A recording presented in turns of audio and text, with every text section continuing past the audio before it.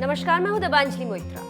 कोस कोस पर पानी बदले, चार कोस पर वाणी। इस कहावत से आप समझ सकते हैं कि पुरातन संस्कृति और सभ्यताओं वाले देश भारत में हर कदम पर वाणी यानी भाषाएं और बोलियां कैसे बदलती रहती। यही वजह है कि हमारे भारत में सैकड़ों भाषाएं और बोलियां प्रचलन में। इतनी विविधताओं से भरे इस देश में सैकड़ों बोलियों और भाषाओं के बावजूद हमारा देश एकता के सूत्र में बंधा हुआ है, जिसकी तारीफ भी होती है और होनी भी चाहिए। लेकिन कभी कभी एक बात की कमी जरूर महसूस होती है कि भारत जैसे विशाल देश में कम से कम एक भाषा ऐसी जरूर होनी चाहिए जो सभी देशवासियों को स्वीकार्य हो, जिससे हर कोई पूरब, पश्चिम, उत्तर, दक्षिण भारत के किसी भी हिस्से में किसी भी शख्स से संवाद कर सके। इस कमी को काफी हद तक दूर किया है हमारी राष्ट्रभाषा हिंदी ने। लेकिन ये जानकर आपको हैरानी होगी कि राष्ट्रभाषा का दर्जा हासिल होने के बावजूद दक्षिण के राज्यों में हिंदी से आज भी सौतेला व्यवहार होता है। कभी कभी तो ये हिंदी विरोध इस स्तर तक पहुंच जाता है कि देश के प्रधानमंत्री तक को काला झंडा दिखा दिया जाता है और गो बैक के नारे लगने लगते हैं।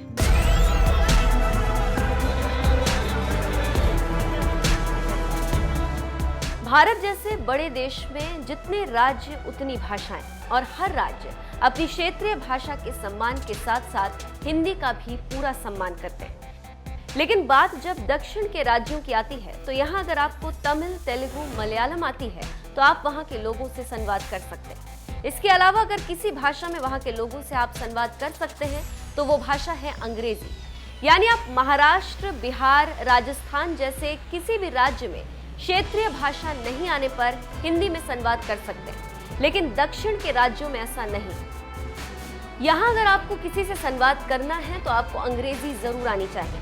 यानी लोगों को विदेशी भाषा अंग्रेजी तो कबूल है, लेकिन अपनी भाषा हिंदी है। हिंदी के जिक्र भर से वहां जैसे विरोध प्रदर्शन की आग भड़क उठती। इसका सबसे ज्यादा विरोध तमिलनाडु और कर्नाटक में देखने को मिलता है। इन राज्यों में हिंदी विरोधी लोग ये बात समझने की जरा भी कोशिश नहीं करते कि कम से कम पूरे देश में एक भाषा ऐसी होनी चाहिए जिससे देश का प्रधानमंत्री या राष्ट्रपति अगर कोई बात कहे तो उसका असर पूरे भारत में दिखे, लोग उनकी बातों को समझें। लेकिन अफसोस की बात यह है कि आजादी के इतने सालों के बावजूद आज भी देश के मुखिया की बातों को लोगों तक पहुंचाने के लिए अलग अलग भाषाओं में अनुवाद करना पड़ता है। यहाँ पर किसी क्षेत्रीय भाषा के विरोध की बात नहीं, क्योंकि हमारी भाषाएं तो हमारी धरोहर है। लेकिन इन क्षेत्रीय भाषाओं के अलावा राष्ट्रभाषा हिंदी की भी स्वीकार्यता पूरे देश में होनी चाहिए और हर स्कूल में इसे प्रमुखता से पढ़ाया भी जाना चाहिए, जिससे भारत की आने वाली पीढ़ी हिंदी भाषा को भी आत्मसात कर सके, जिससे हमें अंग्रेजी पर निर्भर ना होना पड़े। इसी सोच के साथ मोदी सरकार ने साल 2019 में जब नई शिक्षा नीति के तहत 3 भाषा के फॉर्मूले का प्रस्ताव दिया तो इसका सबसे ज्यादा विरोध दक्षिण भारत के राज्यों में ही देखने को मिला। देश के ज्यादातर राज्यों ने शिक्षा नीति में हिंदी की अनिवार्यता का समर्थन किया, लेकिन दक्षिण के राज्यों ने ये कहकर हिंदी की अनिवार्यता का विरोध करना शुरू कर दिया कि सरकार उन पर हिंदी थोप रही। इस विरोध के बाद आखिरकार मोदी सरकार को कदम पीछे खींचना पड़ गया और नए ड्राफ्ट में हिंदी अनिवार्य होने वाली शर्त को हटा दिया गया। केंद्र सरकार ने शिक्षा नीति के ड्राफ्ट में बदलाव करते हुए संशोधित ड्राफ्ट में अनिवार्य की जगह फ्लेक्सिबल शब्द का उपयोग किया, यानी स्कूल खुद तीसरी भाषा का चयन कर सकते हैं। ऐसे में ये तय हो गया कि ज्यादातर दक्षिण भारतीय स्कूलों में हिंदी अभी भी तीसरी भाषा के तौर पर नहीं पढ़ाई जाएगी। भाषा जोड़ती है, तोड़ती नहीं।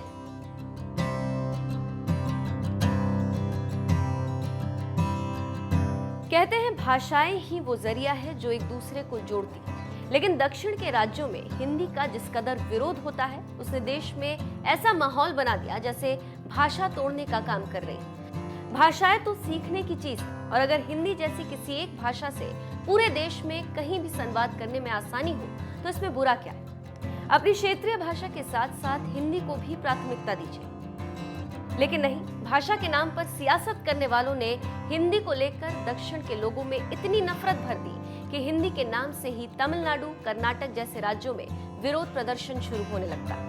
इसकी सबसे बड़ी वजह वोट बैंक पॉलिटिक्स भी है, क्योंकि दिल्ली में बैठी सरकारों ने उन राज्यों में अधिक सक्रियता दिखाई जहां सत्ता की चाबी छुपी हुई थी। लेकिन उन राज्यों को उनके भाग्य पर छोड़ दिया जो भौगोलिक रूप से दिल्ली से दूर थी। इनमें दक्षिण भारतीय राज्यों के साथ साथ नॉर्थ ईस्ट राज्य का नाम प्रमुखता से लिया जा सकता, जहां की मूलभूत समस्याओं को भी एड्रेस करने में कई दशक लग गए। साल 2014 में देश के प्रधानमंत्री बनने से पहले पीएम नरेंद्र मोदी राष्ट्रीय स्वयंसेवक संघ के प्रचारक के रूप में देश के विभिन्न हिस्सों में रहे। लेकिन प्रधानमंत्री चुने जाने के बाद मोदी ने उन राज्यों के विकास के लिए आह्वान किया जो राजनीतिक चश्मे की वजह से देखे जाने के चलते विकास के क्रम में काफी पीछे छूट गए थे। लेकिन इसके बावजूद दक्षिण के राज्यों में हिंदी के प्रति नफरत कम नहीं थी। यहाँ तक कि गृह मंत्री अमित शाह ने हिंदी दिवस के मौके पर हिंदी को राष्ट्रभाषा बनाए जाने के पक्ष में सिर्फ इतना कह दिया था कि एक राष्ट्र और एक भाषा देश में लागू होनी चाहिए। इसका जबरदस्त विरोध होने लगा और लोगों ने ये राय बनाने में जरा भी देर नहीं लगाई कि मोदी भी आरएसएस विचारधारा थोपने की कोशिश कर रहे हैं। मोदी सरकार से पहले महात्मा गांधी और जवाहरलाल नेहरू जैसे कद्दावर नेता भी हिंदी को भारत की राष्ट्रभाषा बनाना चाहते थे। तब भी दक्षिण भारतीय हिंदी विरोधी गुट इसके विरोध में था। हालांकि देश भर में अंग्रेजी के प्रयोग को लेकर ये दक्षिण भारतीय गुट सहमत था। 1949 में संवैधानिक समिति ने एक समझौता किया, इसे मुंशी आयंगर समझौता कहा जाता है। इसके बाद देवनागरी लिपि वाली हिंदी को राष्ट्रभाषा के बजाय राजभाषा बना दिया गया था। फिलहाल संविधान में देश की केवल 2 ऑफिशियल भाषाएं, लेकिन इनमें से कोई राष्ट्रीय भाषा नहीं। अगर पीएम गुजराती बोलने लगे तो हिंदी का जिस कदर विरोध हो रहा है, जरा सोचिए कि अगर गुजरात से आने वाले देश के प्रधानमंत्री नरेंद्र मोदी भी गुजराती में भाषण देने लगे तो देश में कितने लोगों को समझ आएगा? और क्या प्रधानमंत्री यानी देश के मुखिया की बात पूरे देश तक पहुंच पाएगी? बिल्कुल नहीं। ऐसे में ये जरूरी हो जाता है कि कम से कम हिंदी भाषा को पूरे देश में स्वीकार्यता मिले, जिससे लोग अंग्रेजी पर ही निर्भर ना रहे, बल्कि हिंदी भाषा में देश में कहीं भी संवाद कर सके। इस मामले में आपकी क्या राय है, हमें कमेंट करके जरूर बताएं।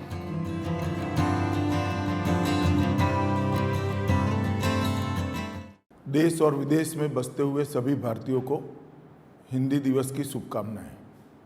आज 14 सितंबर है। हमारी राजभाषा के दिन के रूप में आज हम ये दिन मनाते हैं। मित्रों, दुनिया में कई ऐसे देश हैं जिन्होंने कहने को तो काफ़ी प्रगति कर ली है, आर्थिक रूप से भी की है, शैक्षणिक रूप से भी की है, इंफ्रास्ट्रक्चर के रूप से भी की है, मगर ज़रा उनके इतिहास के बारे में पीछे मुड़कर देखते हैं तो वो अपनी भाषा गंवा बैठे हैं। कई सारे देश ऐसे हैं जिनको ये ज्ञान ही नहीं है कि उनकी मूल भाषा कौन सी थी। मैं मानता हूँ कि भाषा हर देश की पहचान होती है। हमारा देश अनेक भाषाओं, अनेक बोलियों से बना हुआ, विविधता में एकता का संस्कार रखने वाला एक अनूठा देश है। मगर ये निहायत ज़रूरी है कि पूरे देश की एक भाषा बने। इसीलिए हमारे राष्ट्रपिता महात्मा गांधी और हमारे लौह पुरुष जिन्होंने देश की एकता और अखंडता को मूर्त स्वरूप दिया, ऐसे सरदार पटेल ने हिंदी को राजभाषा के रूप में स्वीकारने के लिए जनता को न केवल अपील की, प्रार्थना भी की थी। और मैं आप सभी को प्रार्थना करना चाहता हूँ कि अपनी भाषाओं में हम बोलने का आग्रह करें, अपनी भाषाओं में लिखने का आग्रह करें और देश की एक भाषा बनाने के दिशा में भी हम एक मन बनाएं।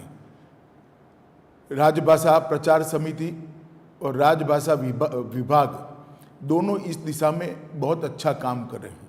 हिंदी का प्रचार प्रसार, हिंदी की स्वीकृति, हिंदी का शुद्धिकरण और हिंदी के व्याकरण को शुद्ध करने की दिशा में अनेक विध पहल राजभाषा विभाग ने की है।